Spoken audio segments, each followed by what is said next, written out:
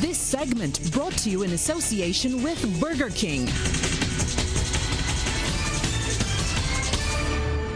Time for our first look at sports. We say good evening to Mark Seal. Very good evening, Lisa. The Windies A team lead India A by 158 runs. This at the end of day one of their 4-day unofficial test match at the Viv Richards Cricket Ground in Antigua. Opting to bat first, Windies A were bowled out for 228, thanks mainly to a 98-run 6-wicket partnership between Rakeem Cornwall, who got 59, including 7 fours and 3 sixes, and Jermaine Blackwood, who got 53 with 6 fours. Left-arm spinner Shabazz Nadeem took 5 for 62. India A at the close of play were 70 for 1. Left-arm spinner Jamal Warrican has that lone wicket for 9 runs. The Barbados Gems are back from their Netball World Cup encounter in the United Kingdom, where they finished 12th overall, an improvement from their previous outing. CBC's Sean Green was one of those who greeted them at the airport last evening. Barbados Netball Association President Nisha Cragwell is pleased with the fight shown by the Bajan Gems, who are currently ranked at number 11. I'm very, very proud of the efforts of my team. I watched my team play, sing the national anthem with pride. Our girls fought very hard on the international stage. It's not the same ball game that we're accustomed to here in the local scene, and I'm very proud of the representation that the Bajan Gems did for Barbados. What are some of the things we need to do to kind of bridge that gap between our level of play and international level? Play netball. That is exactly what we're missing. As long as we can get international games in, we can play consistently, we will be able to match any team in the world. And with a number of African nations performing quite well in the World Cup, placing in the top 10, Craigswell says that Barbados plans to work more closely with them as soon as January. So we've already met with the African nations, Malawi, Zimbabwe, as well as Uganda, and we are hoping to have an African Caribbean Cup. Well, let me say Caribbean African Cup. Let me put the Caribbean first, right here in Barbados. So I've already started negotiations, and I hope to have them here by early next year so that our Bajan Gems can get some much needed competition and also to look at their style of play. Obviously, that will take some financing, so as usual I'm always pleading for assistance, but that's the type of competition that we need to have, and to have it right here in Barbados so that other netballers can also benefit from the experience. Coming up against the world's best was always going to be a challenge, but Captain Demisha Croney says there were some positives to be had. The tournament was very challenging, playing against the top teams in the world, as I expected. It was definitely a learning experience. We had so many positives coming out of it. We have the long bomb queen in Shanika Wharton. Yes, she was named that for the tournament, as well as Shawnette Azor-Bruce, who was on top of the defensive boards. I would actually like to see the unit keep together. It's very important that we play more games within this span until next World Cup, because playing at that level once every 3 to 4 years is just not sufficient. So I would like for the girls to continue building as a unit, encourage the ones on the outside to grow, because we can only get better if we push ourselves. Chairman of the National Sports Council, Matt Fingal, says the team did quite well. Yeah, I thought we did well. I mean, I'm a realist, and I know that I don't think we expected that we would beat Australia and New Zealand. I always feel they should go into these games with setting real goals, realistic goals, where we would know that they are much better. You can tell they're much taller, they're much faster and everything, and they probably prepare better, got better facilities. But I thought that we'd be saying, but like, we gonna make sure that we don't lose by this amount or that amount, so that we improve. And it's kind of difficult. Like in swimming, you can improve your time. You understand? But in this particular game, you don't. How are you gonna know how to improve? You want to at the end of the season you want to go up maybe from 7 to 6, but that don't happen that easily. So you try to say, well, last time these people beat you by 50, make sure they don't beat you by more than 30, that type of thing. So that's the way I think you got to measure improvement, and I believe that we actually did that. Deborah Lynch Tibbles, a member of the umpires appointment panel, says the tournament was well organized. I would say it went pretty okay. Of course, like any other thing, they will have some ups and downs, some things that didn't go well in terms of organization, but overall, I still think it was pretty well organized. We had to work hard. We and the members of the umpires appointment panel, we had to work hard because you had to be there every day. Sean Green, CBC Sports.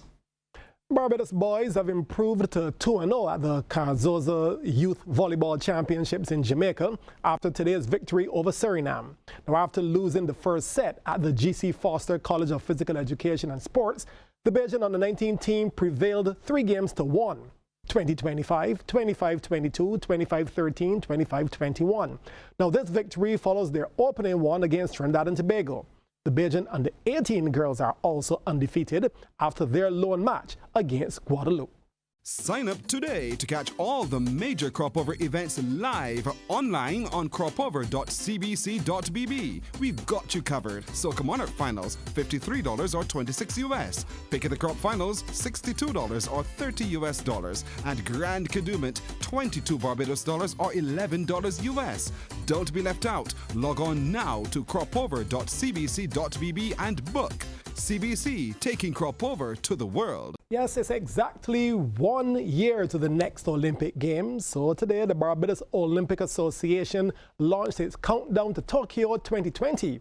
There was a flag-raising ceremony outside of the BOA Olympic Center in Wilde with the hoisting of the Barbados, Japan, and Olympic Games flags. And also the initiating of a clock that will count down every second to the start of the next Olympiad on July 24th next year. Present at the ceremony was the Ambassador of Japan to Barbados, His Excellency Chirihiko Shinada, along with directors of the BOA and the National Sports Council. Mr. Shinada says Tokyo is on track to be ready to host the world. Home to 13 million people, Tokyo's preparation for the game is now entering the final stage. The construction of the main stadium is expected to be completed in November this year. We estimate that more than 12,000 athletes, coaches, and other delegates from 207 countries and regions will participate in Tokyo 2020. And I am sure that all of them, including, of course, the team from Barbados, will be most welcome in Tokyo and will fully enjoy the warm Japanese hospitality. Now, the BOA also took the opportunity to launch its special fundraising event for the Olympic team, that being the Going for Gold promotion. They are partnering with the IGT Global Services in establishing a new instant scratch and win game. Account Development Manager at IGT, Patrick Clunis, says all of their partners will benefit from the proceeds. The primary goal of this game is to raise funds in support of our athletes who will be preparing for the Summer Olympics Games, which I stated before, starts exactly 1 year from today, and will continue on to the 9th of August. And of course, in keeping with the theme of the game, we're going for gold this time around. As with all our lottery games, each of our beneficiaries, the Barbados Turf Club, the Barbados Olympic Association, the Barbados Cricket Association, and the National Sports Council will benefit from the proceeds of this game. This is another example of the Barbados Lottery's ongoing support to the nation's development. Clunis also pointed out that the venture will run for 9 months so that the athletes can benefit leading up to the games. The proceeds from the Going for Gold scratch game will be handed over in April of 2020, ensuring that all allocation of these funds ensuring that all allocations are made in time for the funds to go towards the departing athletes.